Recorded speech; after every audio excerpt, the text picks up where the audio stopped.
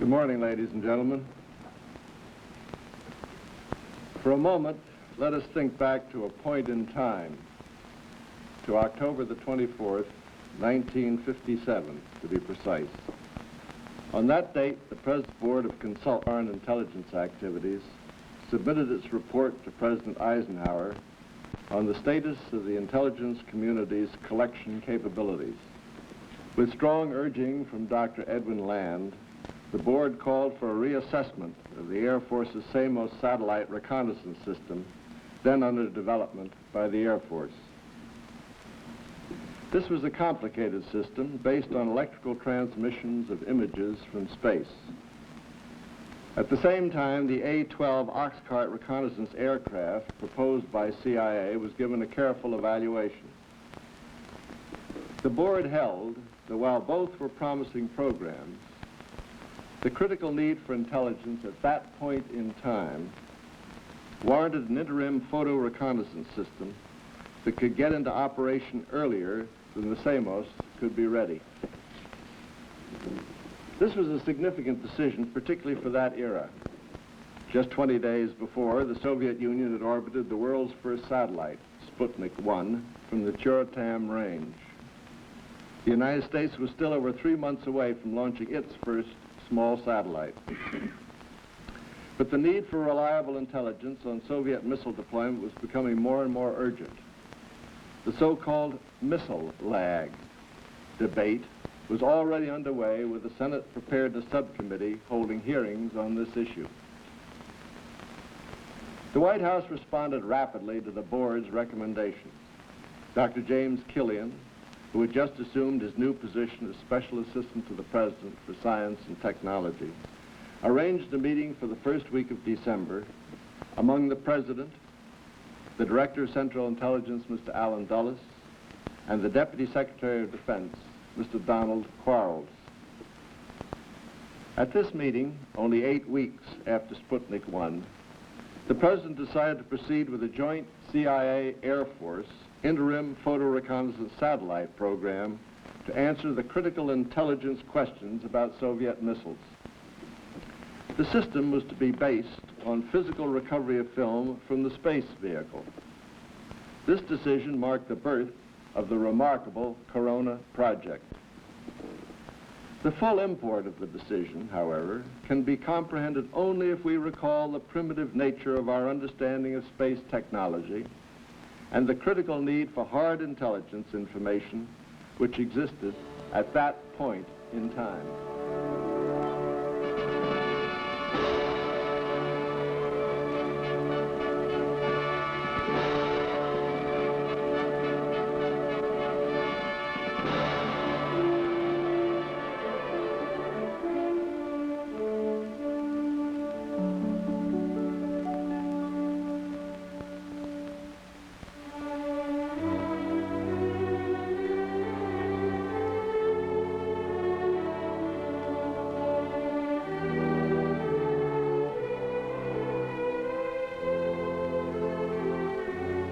By the summer of 1957, the U-2 had already spent a year in service.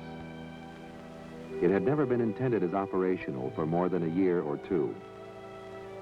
The operational life expectancy was based on the likelihood that the Soviets would in some months track it successfully and, with accurate tracking data in hand, bring pressures to discontinue the flights. As it turned out, we had misjudged the Soviet air surveillance capability at the time. and their radars had tracked every flight from the first.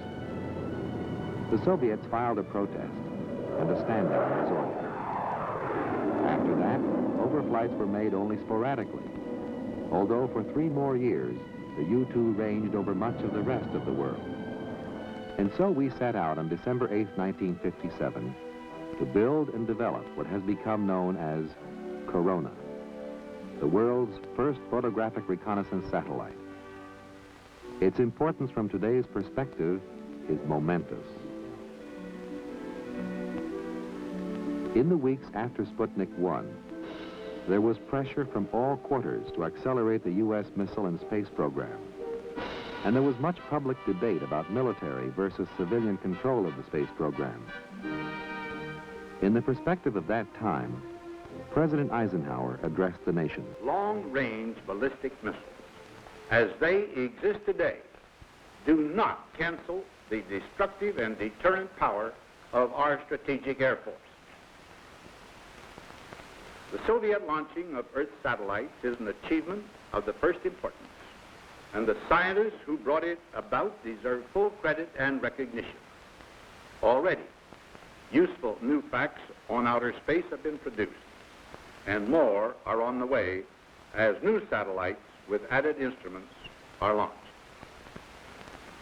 Earth satellites, in themselves, have no direct present effect upon the nation's security. However, there is real military significance to these launchings, as I have previously mentioned publicly. Their current military significance lies in the advanced techniques and the competence in military technology they imply. For example, the powerful propulsion equipment necessarily used. On 8 February 1958, the President placed authority for all military space projects under the newly formed Advanced Research Project Agency, ARPA. The splitting off of Corona from Weapons System 117L, the Air Force satellite program, was accomplished by ARPA just 20 days later. At about the time CIA's headquarters was being built, Project Corona was begun. It was decided at the beginning that the photographic subsystem of the Air Force's WS-117L, offering the best prospect for early success, be placed under joint CIA Air Force management, an approach which had been highly successful in covertly developing and operating the U-2s. The Corona Development Project staff was formed under the direction of Richard Bissell, then Special Assistant to the Director of Central Intelligence for Plans and Development. His Air Force counterpart was Brigadier General Osmond Ripland, who had served on the U-2 development program under Bissell. He called me in his office and gave me pretty clear instructions of what the situation was all about, because you'd done considerable homework in Washington, and from then on, maybe you better take it. Well, I came aboard what came to be called Corona, and the manner in which I was told about it was even more informal and disorganized than that in which I'd learned about the U-2 some 4 years before. Yeah. This time it was bin land, and said that it had been decided at the highest level that a program would be transferred to be managed like the U-2. And he appeared in my office and said that he supposed I knew a decision had been taken to shift that program over to me, and I didn't know what program, and I didn't know what shifting it meant, and he told me it was a part of the 117L program of the Air Force, and that it was to be managed in the same way that the U-2 had been managed. But of course he couldn't answer any of my questions about who was going to pay for it, or who was doing it on the Air Force side, or what the duties of the two organizations were to be.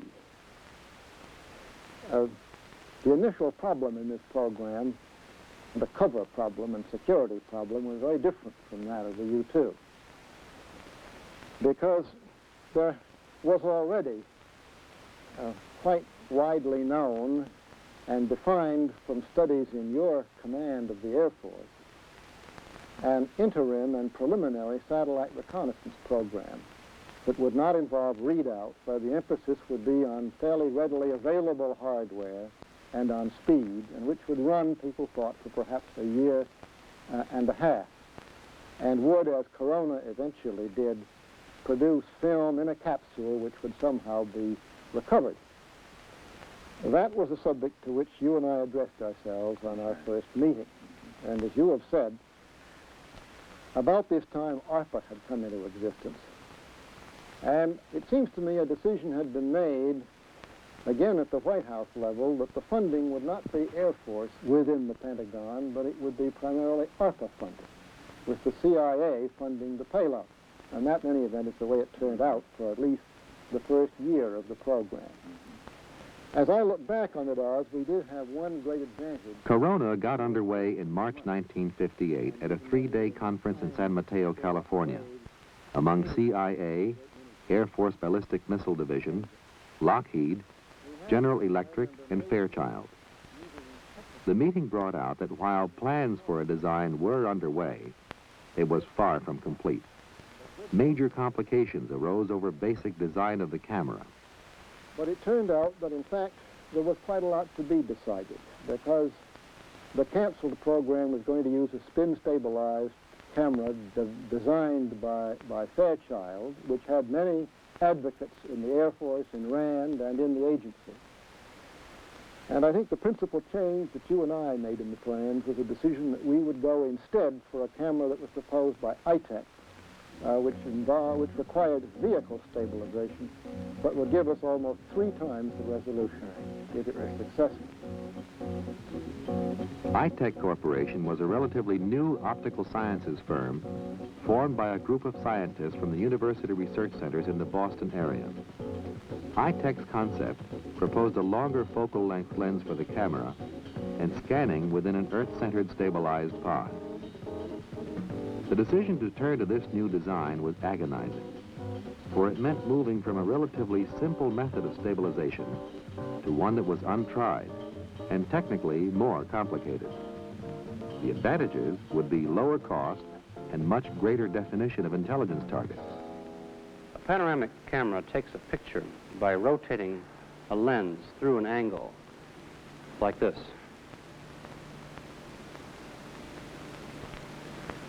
In this model, we just took a picture through a large angle. In the original Corona camera,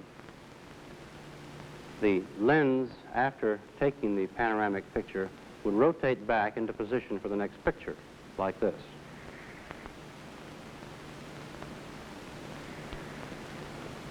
Now, the trouble with that kind of action is that the high torques generated by the lens rotating in the 2 directions required us to put a counterbalancing mechanism in so that the action would not vibrate or shake the whole space platform. And the electrical and mechanical complexity of doing that, of counterbalancing that high torque, reduced the reliability of the early model. The second version of the camera, the so-called J version, was one in which we learned to separate the light part of the lens, the upper part of the lens near the film, from the heavy part of the lens, and we would rotate the lens across in the way the early camera did, and at the end of the picture-taking cycle, the heavy part of the lens would keep on moving. And the light part would come back, not generating much disturbance, and the heavy part would then be mechanically connected to it and synchronized, and another picture taken. On 16 April 1958, the final project proposal, including the ITEC design, was forwarded to the President's Staff Secretary with ARPA's review and approval. The proposal was promptly approved, although never in writing, under the strict security rules surrounding the program. Work on the approved plans commenced immediately.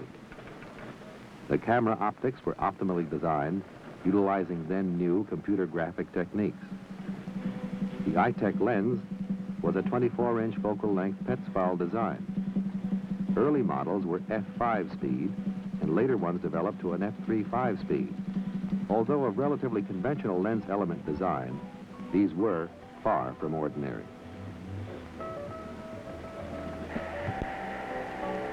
At the time the Corona lenses were made, they were equal in quality to any ever previously made. Lens blanks were taken from the finest available glasses and precision ground, checked and mounted to bring out the highest performance then known to optical science.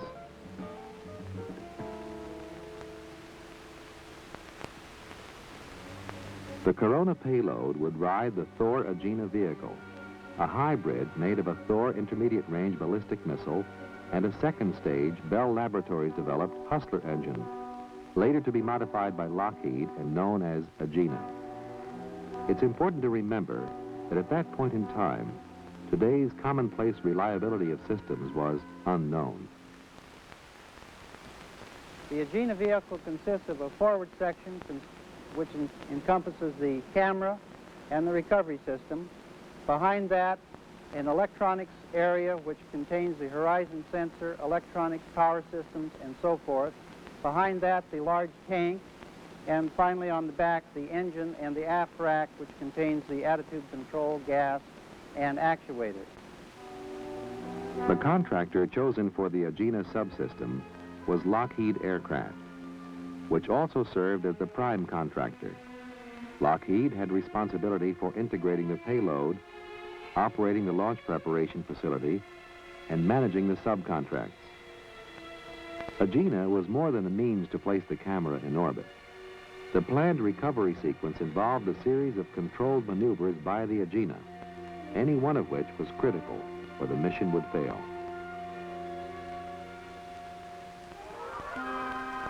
However, Corona's most unique feature was its payload recovery system. History would show that the crucial decade of the 1960s intelligence needs could not have been served by the state of readout technology at the time. Actual recovery from space was necessary.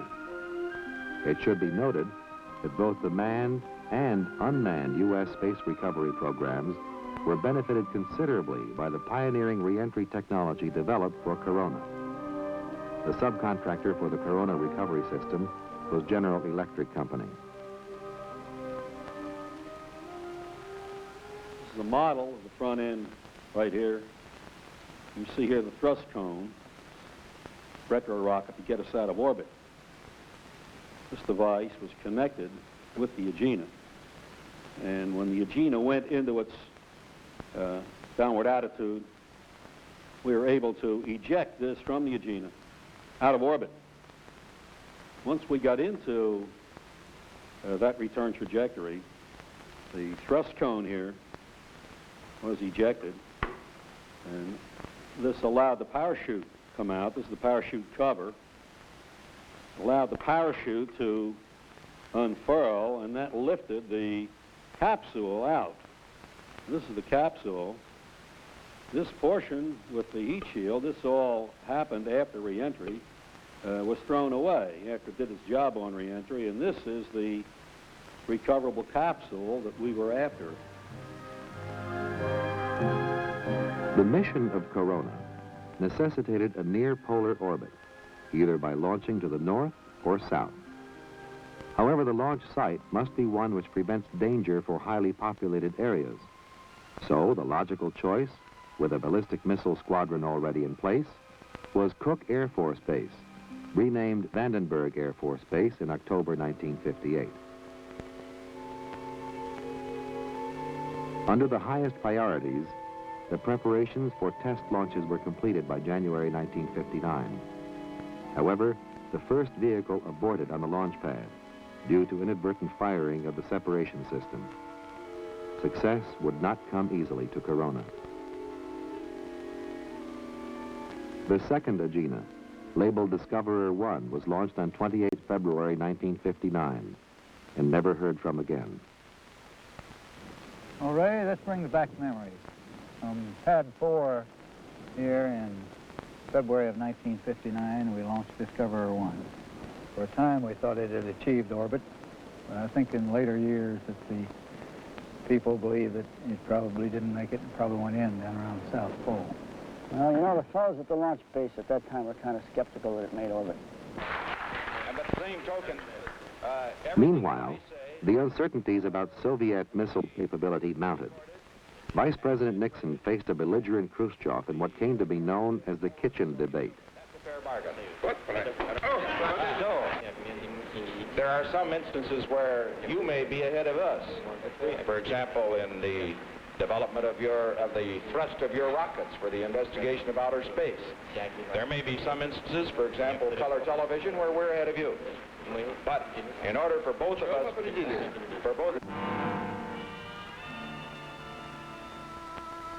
The third Agena launched a biomedical capsule on 13 April 1959 and achieved orbit. But due to an incorrect setting of a timing device, ejected within hours over the North Pole and came down in the snow near Spitsbergen, Norway. The capsule was never recovered, at least by a U.S. team. A few years later, a movie called Ice Station Zebra resulted from speculations about the event. Problem after problem plagued the early Corona launch attempts. These were truly the days of space pioneers, where the solution to last month's failure only surfaced new problems for which engineering solutions must be founded, and finding them meant little time to look for optimized solutions requiring long development spans. However, the gravity of such events was not without lighter moments. A prize example was the solution to security's requirement for an on-pad payload cover. While design of a shroud was eventually completed, the interim solution was prepared from ping-pong balls, brown paper, and piano wire. The test vehicle was what was then a high-speed sports car, tried out downrange on the Bayshore Freeway. Unfortunately, the test was aborted by a speeding ticket for the test engineer, and this design was phased out after one flight. Meanwhile, concern about intelligence and our missile posture grew and became a major item of debate in the presidential election of 1959. My source of concern is a remark made by the President's Secretary, Mr. McElroy, about a month ago. He said, if the Russians build all the missiles that they're capable of building, and if we build all the missiles that we're planning to build, then quite obviously the Soviet Union will enjoy an advantage in the missile area. I would go under the assumption that they will build all they can. I'm quite aware of what we are planning to build. I therefore think that the President, however expert he may be, has come to the wrong conclusion on the needs of defense. The Central Intelligence Agency's national estimate for guided missiles for the year 1959 contained footnotes by both the Army and Air Force intelligence agencies taking issue with CIA's estimate of Soviet missile strength. The discrepancies emphasized the need for hard intelligence. The U-2 had improved knowledge of the Soviet Union, but the critical questions went unanswered.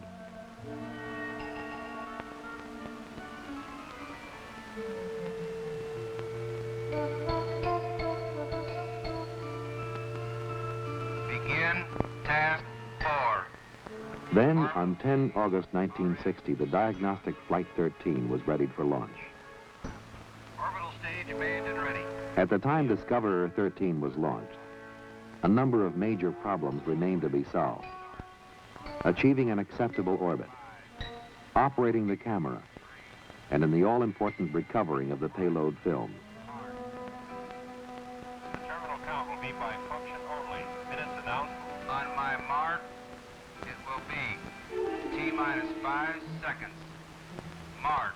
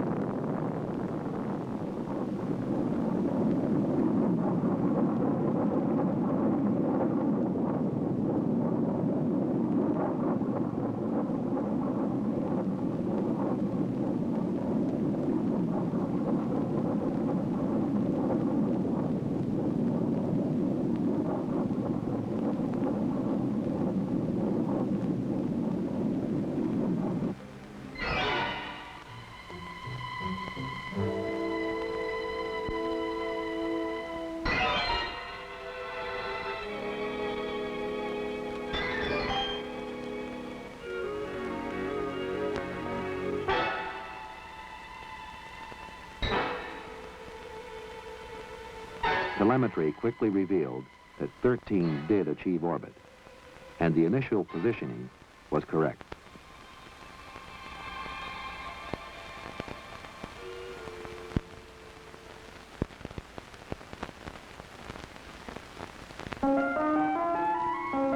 On the 17th orbit, the recovery package ejected, retrofired, and descended normally, except for missing its intended impact point by 313 miles.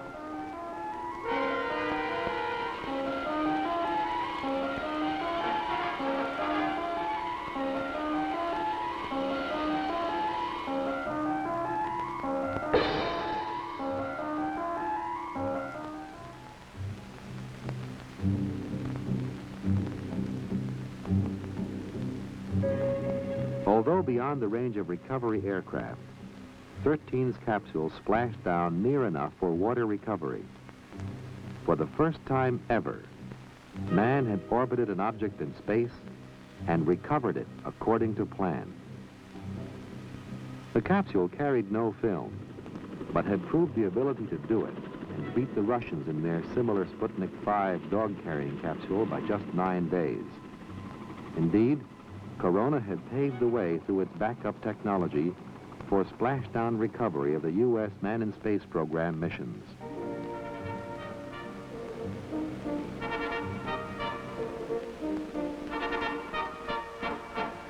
President Eisenhower proudly proclaimed Discoverer 13, first returning space voyager. History would show that much credit for the success was due to a new cold gas spin and de-spin technique applied first to Discoverer 13. Just 8 days after this first success, Discoverer 14 was launched. It carried a 20-pound film payload. Discoverer 14 was a cliffhanger from the start. The satellite was on the verge of tumbling on the first orbits, but was finally stabilized by expending precious gas.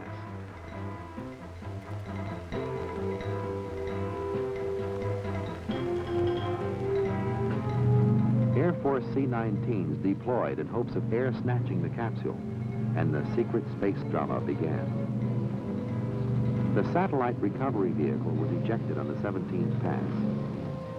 This time, the capsule deployed right in the ballpark. Aircraft from the 6593rd Test Squadron raced to the proper coordinates. The first 2 attempts missed. But on the 3rd try, the capsule was air-snatched by Pelican 9, adding still another first to Corona's history, aerial recovery. Although the initial photography was substantially lower in resolution than that from the U-2, it was of intelligence value. This one mission yielded more photographic area coverage than the total of all U-2 missions over the Soviet Union. More importantly, the mission covered areas never previously reached, and a new age of technical intelligence had begun.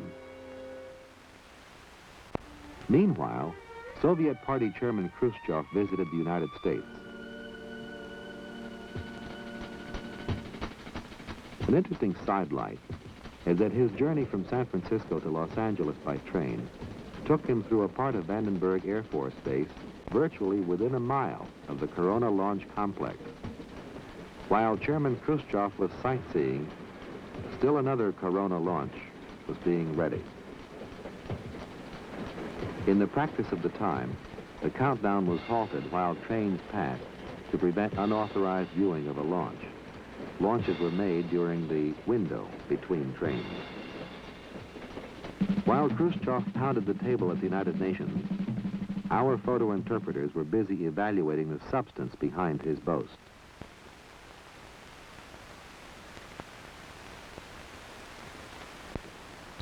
Today we hear a great deal about the Soviet SS-9 and SS-11 ICBMs. We know a great deal about these weapons, in fact enough to make these very accurate models.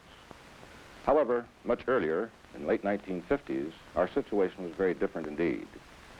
It was in that year that I first became involved with analysis on Soviet weapon systems. It was also in that year that 3 major things occurred. First, we obtained U-2 photography of the Soviet missile test facilities, and learned the extent of that program.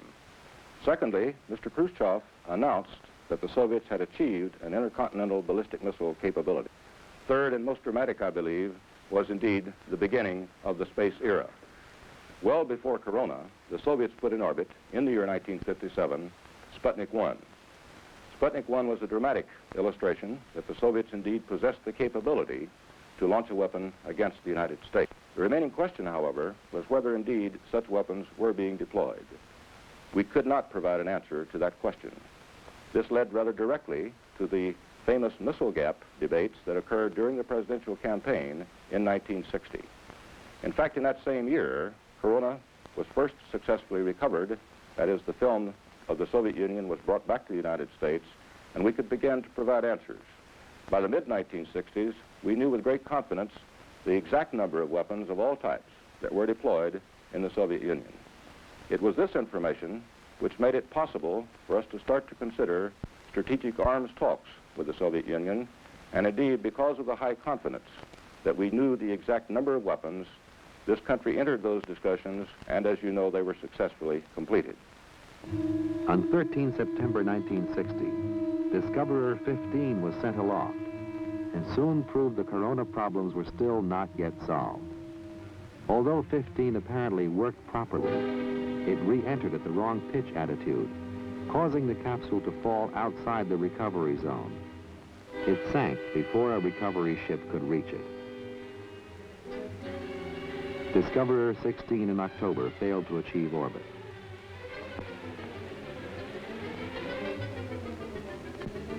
Discoverer 17 was launched in November of 1960 and seemed to be a near-perfect mission right up through successful air snatch, except for one problem. The film broke before any photographs were exposed. Then, on 10 December, success came again to Corona. Discoverer 18 returned 39 pounds of film and proved the effectiveness of an improved camera capacity and a more powerful Agena B launch vehicle. Slowly, technology was emerging to correct each fault as it appeared. For example, mysterious aberrations began appearing on the film from time to time. Scientists soon established that it was the result of a buildup of static electrical charge, coincidentally called corona. Although this phenomenon was well known, its cause in a space environment was not known until it was accidentally duplicated during a series of component tests. The culprit turned out to be the formulation used in certain rubber parts, and once identified, could be reformulated to eliminate the problem. An earlier, far more serious film problem was solved by Eastman Kodak researchers who developed a new polyester base to replace the brittle, weaker acetate film. And again, Corona scored a technological first by employing the thinner base material and ushering in a new era of film technology. Polyester film development solved one of the major space reconnaissance problems. By 1960, the new film was being used on every flight. The year 1961 was the time for the maturing of Corona. With each series of launches, increasing sophistication was added. Discoverer 21 proved the feasibility of restarting the Agena engine in space, a technique to prove useful to later Corona and NASA missions. Then on 30 August 1961, the missions began to carry an improved camera system.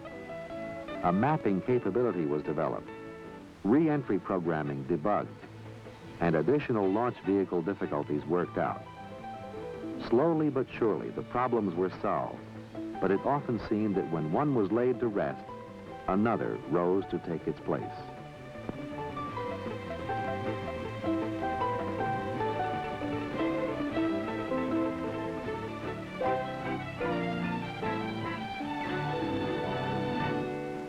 Many people referring to the program remember the large number of failures that preceded the final success in Discoverer 14.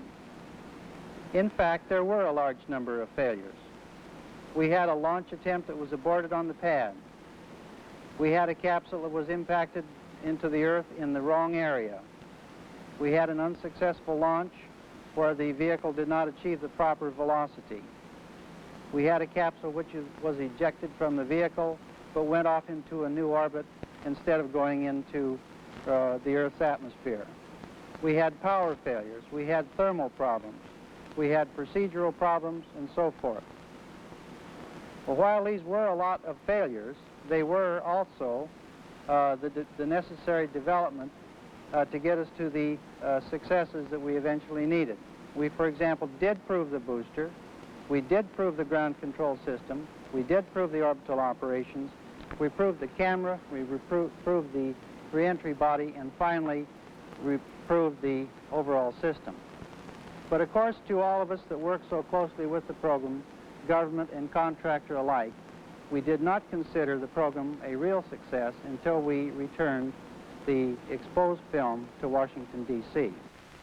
Well, I think one of the important points that we can observe from the program is the tremendous dedication, resolve, tenacity of purpose that the entire team had, government agencies, the service, the industry, all the way up and down the line, to get this thing accomplished. I don't think it could have been done in today's climate. We probably wouldn't have been allowed to go beyond the sixth failure before the program would have been canceled, rather than go 12 flights before we had the successful one on the 13th. Now, that isn't to say that we didn't have our discouraging moments and our frustrations. I remember sometime along midstream, I guess it was about the 8th or 9th flight, where we didn't get it back.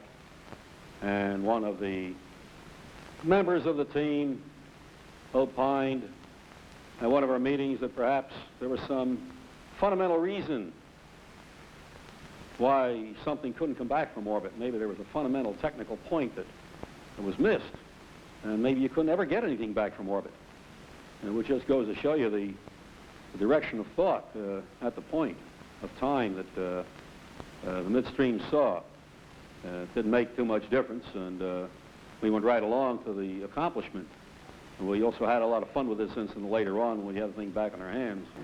You know, today when we've landed men on the moon several times and we're about to drop a lander on Mars and we've done so many other incredible things, it's a little hard to believe or to get the feeling for 13 years ago and how relatively unsophisticated we were, how little we knew about how to do all the intricate things that had to be done to make a space system work.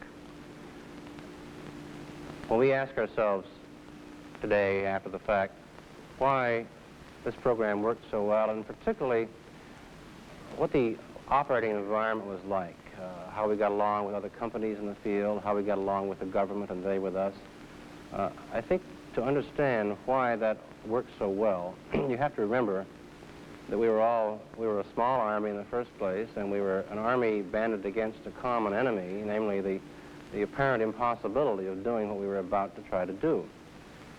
It's really very difficult to convey, particularly to a young person today who has lived the last 10 or so years with all the space achievements that are so common. It's difficult to realize that we were all operating in those days in a field in which we didn't really believe it could be done. We were just going to try.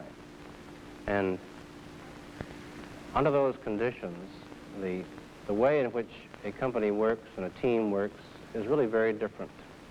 Check on program 4. Okay, that should do it. Give it to Arnie. Payload requirements for this With the pass. beginning of 1962, the Discoverer series came to an end. After 37 attempts, the cover story was simply worn out. With the improved record of success, there were too many launches to suggest a continuing scientific program. So, beginning with the 38th launch on 18 April 1962, all Corona missions were announced as secret Air Force missions.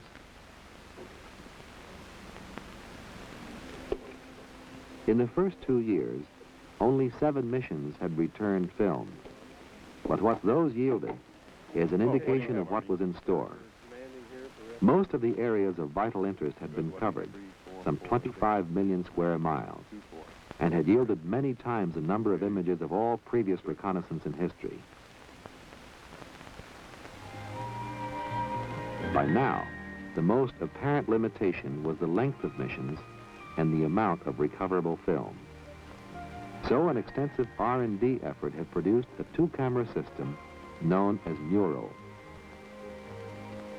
The Mural series produced more film coverage, but more importantly, literally added dimension by taking two photographs of the same area from slightly varying angles. This allowed photo interpreters the advantage of looking at photographs stereoptically, and thus allowing a third dimension and the ability to accurately measure heights. This intelligence, along with that gathered by other means, allowed CIA to put together highly detailed technical data on Soviet weapon systems. Thus, we now knew how many were deployed and could define their capabilities. The reliability of the intelligence community product improved quantitatively. Interestingly, this knowledge meant we need not overreact to conjectures about threats, but rather expend our defense resources more realistically. 7, 6. Our own space capability was also growing by now. No small part of our technological strength was coming from the development of Corona itself.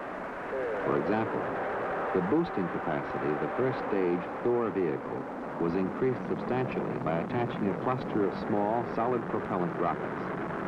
This thrust-augmented Thor, or TAC as it was called, allowed heavier payloads and meant the camera systems could be improved even further. The next step was development of a new Series J camera system, which had the significant advantage of carrying two recoverable buckets, which meant that one launch could provide film while a satellite was still in position, and then be directed to produce another run of photographs. The J system and the improved launch capabilities, plus all the development effort, turned the recovery of capsules from an event to a routine operation.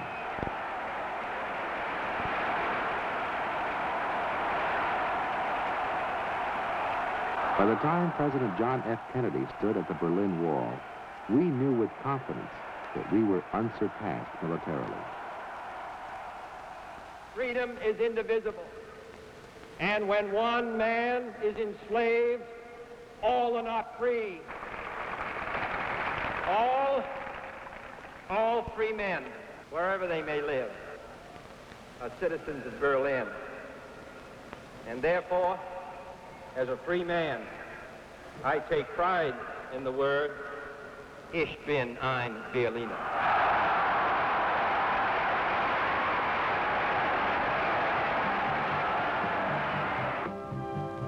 In the 1960s, the Corona capability continually improved. An even more powerful Thorad booster was employed, and the J1 camera gave rise to the J3. However, one can't leave the story of the J1 successes without mentioning its most spectacular failure. Mission number 1005 was launched on 27 April 1964. Launch and insertion into orbit were uneventful. Then telemetry indicated a film break after partial completion and a power failure. Vandenberg transmitted from other stations, but ejection still did not occur. A month later, radar sightings indicated the satellite had probably burned up on entering the atmosphere. However, on July 7th, two farm employees in southwestern Venezuela found a battered, glimmering gold object. A photographer from San Cristobal, who photographed the object, notified the American embassy, and the Corona team was sent to purchase it from the Venezuelan government. The event was dismissed as a minor NASA experiment gone astray. By 1965, the rate of success was phenomenal. On the average, 3 or 4 recoveries were made every month. The 7 years of frustration and effort were paying off. A mission in 1964 yielded 4 full days over target on each of its 2 buckets. In 1965, This capacity was raised to 5 per bucket for a total mission of 10 days coverage. And by 1966, this had been more than doubled. All phases of the operation were performed under strict security. Movements were made at times when they aroused the least interest and under maximum security control.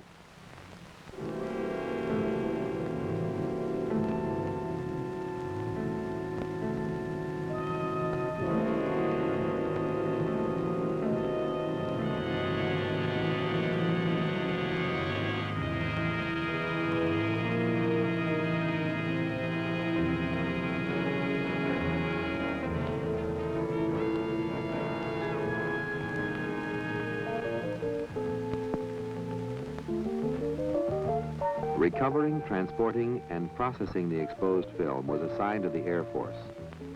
The highest priority was given to getting the film into the hands of interpreters. The bulk of exposed film was rushed to Westover Air Force Base, where special facilities were set up to expedite the processing under rigid quality control standards.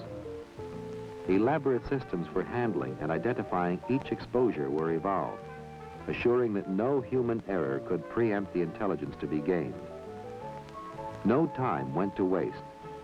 Yesterday's recovery was today's processing run and tomorrow's photogrammetry assignment at the National Photographic Interpretation Center.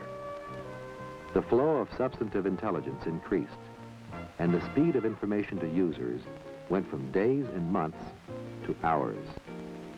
The quality of the results was well summarized off the record by President Johnson.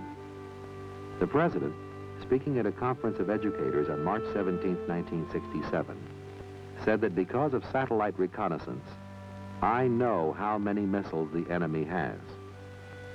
At one point, he added that the nation had spent $35 to $40 billion for military and civilian space programs, but that the benefits of satellite photography alone would justify 10 times as much expenditure. What is interesting at that point in time was the effect of corona photography to the then current debate over whether the United States should deploy an anti-ballistic missile system. Corona intelligence proved the Soviets were deploying such a system, and we took steps to meet the threat and urged the Russians to curb the arms race. Thanks to Corona, the apprehension ushered in by Sputnik gave way to reasoned and affordable reaction. In the first decade of the space age, Corona had played a vital role. Not only had we achieved the ability to weigh the balance of power in the world correctly and differentiate the mock threat from the real one, but we had completely revolutionized the intelligence process. If new weapons were tested in hidden areas of the world, or if troops moved, or significant changes of any kind occurred, we were no longer vulnerable to the vagaries of chance. Corona had made possible a new era of technical intelligence.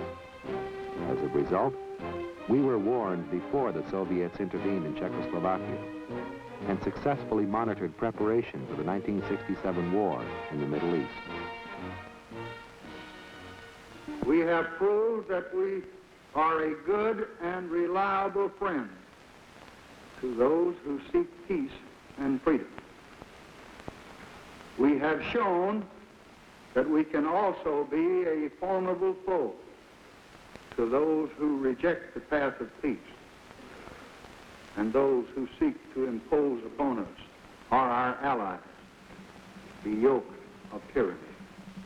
In 1967, the final evolution of the Corona camera took place. Although the J1 was performing almost perfectly, it had been developed to the limit of its potential. The J3 was designed to eliminate vibration, improve resolution, and improve calibration data. The sophistication for command response gave the J3 much greater versatility. The history of the J3 improved the intelligence quality substantially and proved to be even more reliable than the excellent J1. However, the real test of the improvements can be seen in the evolution of image quality. On the earliest Corona missions, A target image of 25-foot resolution was all that was obtainable. But as lenses, stability, and film technology improved, the images resolved smaller and smaller detail, until with the J3, image resolution was down to 5 or 6 feet. This quantum improvement significantly improved both the amount and quality of intelligence derived from the Corona product. Then, in 1968, tests proved the value of color in infrared imagery. Photographs from space could detect crop and environmental conditions of value to strategic intelligence, and ushering in a new field of Earth resources studies from space. The impact on photographic interpretation was enormous. Program, which I think would be worth recording here. Before the early 50s, the Central Intelligence Agency had no photographic intelligence activity at all. We started with a handful of people, and one of the great consequences of the program is the enormous rush of growth that it has created in our own photographic intelligence resources, where now the National PI Center is probably the largest or one of the largest photo intelligence activities in the world, certainly the largest in the West. But when we started, we had less than 13 people. We had less than 800 square feet of floor space. We had a budget of less than $100,000 a year. Here in the 1972 fall, we have more than 1,500 people dedicated to the exploitation of these products. We have a budget each year which is pretty close to $30 million. We have over 400,000 square feet of floor space, and a program that is no way yet topped off. It's steadily growing. Now, little did we realize what was going to develop so quickly when on the 18th of August in 1960, this first satellite was successfully retrieved. It flew for only one day. It had 16, 17 passes, 8 of them over the Soviet Union, and 20 pounds of film came back. And with that film in hand, we turned to, and in less than 7 days, we had produced 130 pages of text. We had a 1.5 million square miles of coverage of the Soviet Union. This was the harbinger that warned us of what was coming, and as we were steadily gearing up and trying to get ready for what was coming, both in instrumentation and procedure and data handling products, the film was flowing in. By the time the program ended, we were dealing with film that was coming in at the rate of 32,000 instead of 3,600 linear feet per mission. We had covered over 520 million square miles of real estate. We had produced millions of pages of reporting, and we were involved in all the major issues of our time. All of the ICBMs in the Soviet Union, the complexes, had been discovered, for example, by 1964. All their SAM sites, all their airfields, all their nuclear weapons testing and storage sites, all of their Y-class submarines, all their enigmatic problems. We were right on top of these, and we were involved in the major decision-making of our times. It was a tremendous demand upon the people in this center. The 145th and final Corona launch took place on 25 May 1972. Corona had proved to be a remarkable investment. The totality of Corona's contribution to U.S. intelligence holdings on denied areas of the world and the U.S. space program in general is virtually unmeasurable. What had begun as a desperate attempt to meet a sinister threat had succeeded beyond the wildest imaginings of the program's initiators. The list of Corona firsts is unparalleled. The first recovered objects from orbit. First to deliver intelligence information from a satellite. First mapping from space. First stereoptic pictures from space. The first satellite to employ multiple re-entry vehicles. And the first reconnaissance program to pass the 100-plus mission mark. And not least, the first photography from a satellite. Corona's 167 successful recoveries are more than the total of all other United States programs combined. Corona provided photographic coverage of over 500 million square nautical miles of the Earth's surface, a dramatic achievement in itself.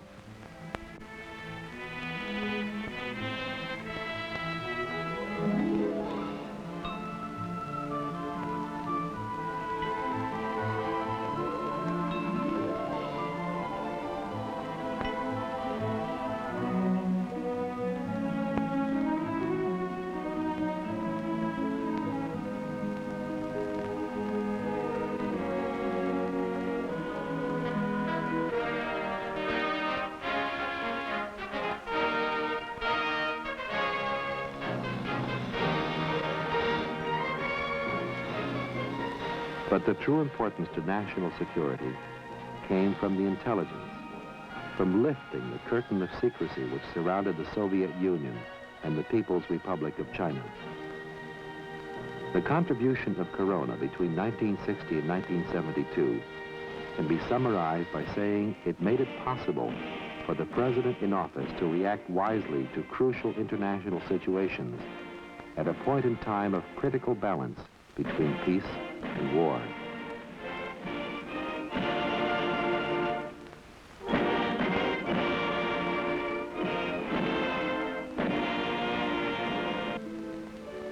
It was confidence in our intelligence that allowed the United States to enter into the Strategic Arms Limitations Treaty.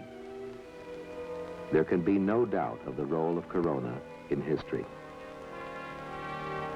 Corona is now history. It stands as an important point in time, the first, the longest, and most successful of the nation's intelligence programs to date. Corona explored and conquered the unknowns of space reconnaissance, and it opened the way for more sophisticated follow-on systems. There were no elaborate facilities. The work was done in a dairy farm building in Boston, a grocery warehouse in Philadelphia, and a skunk works section of a helicopter plant in Palo Alto, California. The cost was modest, and Corona paid a huge dividend. Vital intelligence at an important point in time.